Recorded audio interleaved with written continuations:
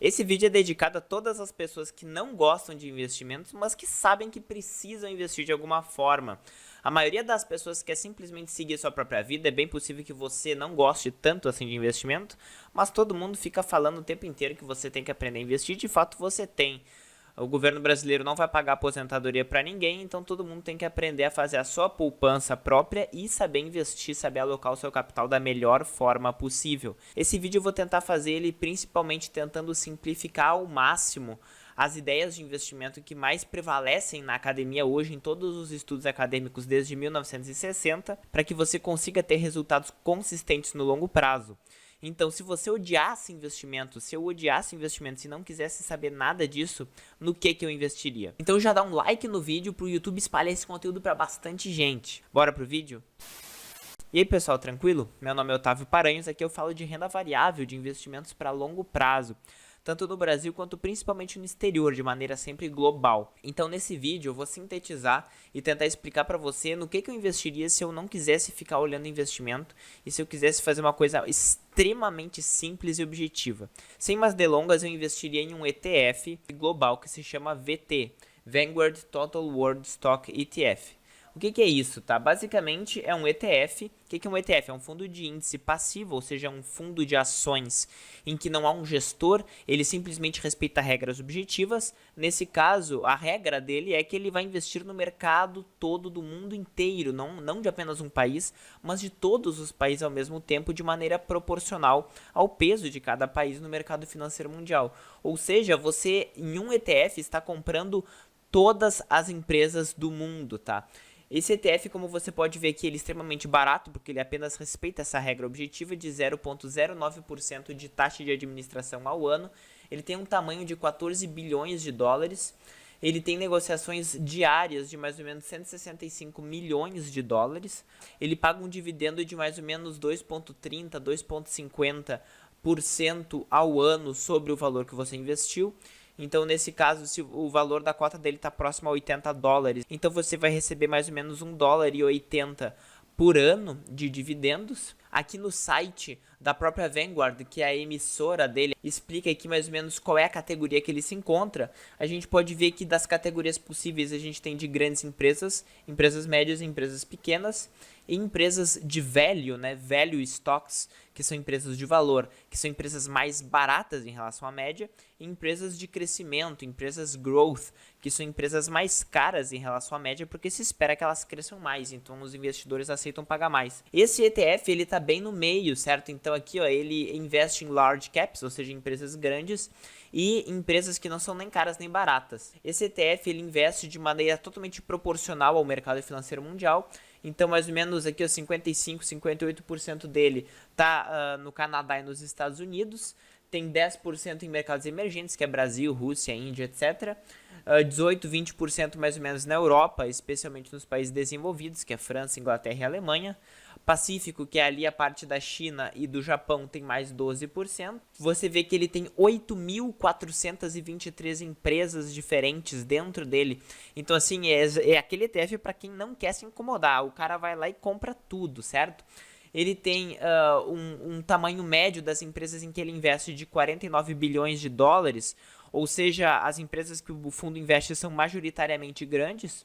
Tem um PL, ou seja, um preço sobre o lucro, uma relação de preço de 18 vezes. É um preço médio em relação ao que a gente observa no mercado. A maioria das empresas americanas hoje estão sendo negociadas a mais ou menos 25, 27 vezes o valor do lucro anual. Então, se uma empresa tem um lucro de 1 milhão, ela é negociada a 25 milhões nos Estados Unidos.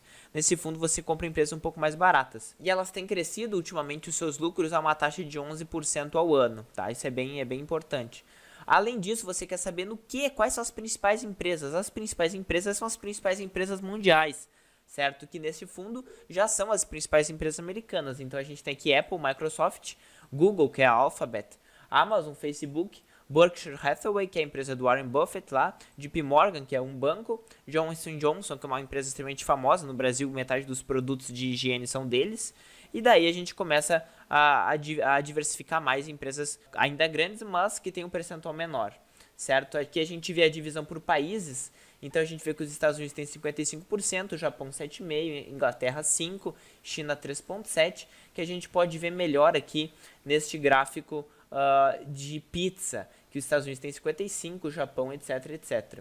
Em relação aos setores, a gente tem de tecnologia 20%, principalmente por causa das empresas maiores, a Apple, a Microsoft, são empresas muito grandes, então ocupam um percentual grande no fundo, tá? Então, empresas financeiras de consumo cíclico, etc.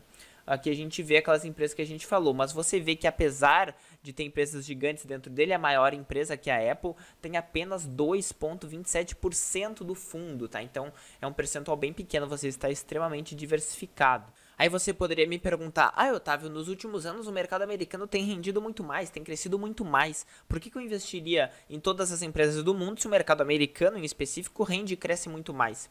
De fato, o mercado americano, como a gente observa aqui no gráfico, ele cresceu muito mais nos últimos anos quando a gente compara com outros países. Então, se você tivesse investido em VT, que são as outras empresas do mundo, teria tido um retorno inferior. Mas você nunca sabe, né? Você pode dizer, é melhor investir nos Estados Unidos porque lá rende mais. De fato, por exemplo, os mercados emergentes, eles renderam menos. Mas você nunca sabe o que pode acontecer. Quando a gente pega, por exemplo, um período anterior, os mercados emergentes performaram muito melhor que os Estados Unidos, né? Então, assim, você não sabe se os próximos mercados a se desenvolverem e a renderem mais vão ser os Estados Unidos ou não.